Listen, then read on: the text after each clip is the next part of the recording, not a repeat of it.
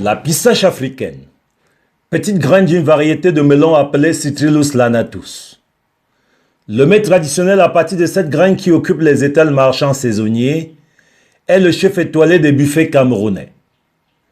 Dans le sud du pays justement, c'est la saison des moissons de la pistache. Une filière très porteuse dans la région du sud parce qu'avec 1 hectare de superficie emblavée, au niveau de la région du sud, on récolte en moyenne 4 tonnes de produits et ce qui fait autour de 17 sacs de filets jute. Or, si un filet coûte sur le marché entre 25 et 80 000 francs, vous voyez donc que c'est une filière très porteuse par rapport à l'investissement. Pour voir l'investissement de Jules Roméo, nous l'avons suivi.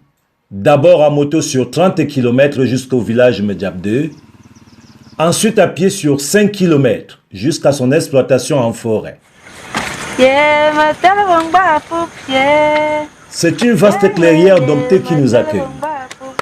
Ci et là sur des parcelles défrichées, de gros tas de melons verts.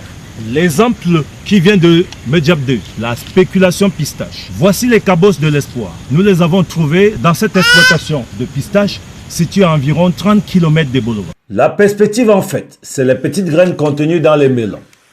Le process pour les obtenir, c'est défricher, cueillir, entasser, concasser. Ça me donne même les pectoraux. Et là, ce n'est pas seulement du billes qu'il faut faire, mais je vais faire du billes dans mon champ de pistache et là, je vais rincer. Laisser pourrir, enlever les graines, les laver,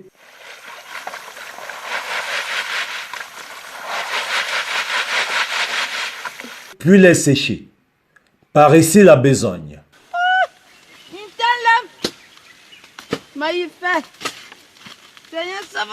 Jules Roméo n'a pas d'autre choix que de supporter les jérémiades de cette mère, ainsi que les pauses tétées de son bébé. Le plus grand problème de la récolte de la pistache ici étant le manque de main-d'œuvre dans la zone. Vous engagez quelqu'un, il vient y faire 1 ou 2 jours et après il se met à vous réclamer de l'argent. Et quand vient vous lui donner de l'argent, il s'en va, il boit le vin et puis bon, vous vous retrouvez en train de vouloir à la recherche du nouveau personnel. Ghislaine, jeune vacancier, s'occupe au défrichement et à la cueillette. Gisèle, quant à elle, transporte pour entasser et un autre groupe le concasse. Les gens sont en ville, ils mangent le pistache et ils ne connaissent pas le travail qu'on fait sur ça. Le contenu du melon en pourrissement est vidé 4 jours plus tard par Evelyne, puis lavé.